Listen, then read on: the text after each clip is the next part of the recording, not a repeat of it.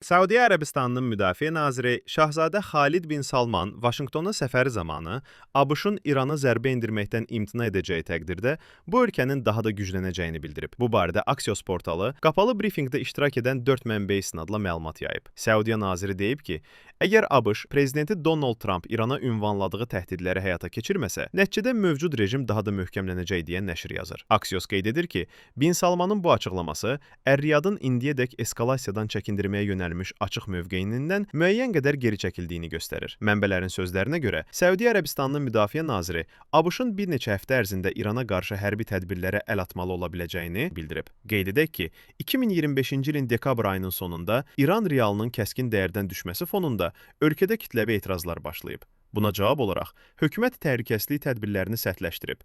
Polis qüvvələri nümayişlərə qarşı göz yaşardıcı qaz və qeyri-ölümcül silahlardan istifadə edib. Donald Trump İranlıları etirazları davam etdirməyə çağırıb və yardım artıq yoldadır bəyanatını verib. Bir gün əvvəl isə o, Tehranın Vaşinqtonla razılaşma əldə etmək istədiyini açıqlayıb. Ağ evin rəhbəri həmçinin xəbərdarlıq edib ki, İran sahillərinə Venesuela sahillərində yerləşdiriləndən xeyli çox güclü hərbi dəniz donanması qrupu göndərilir.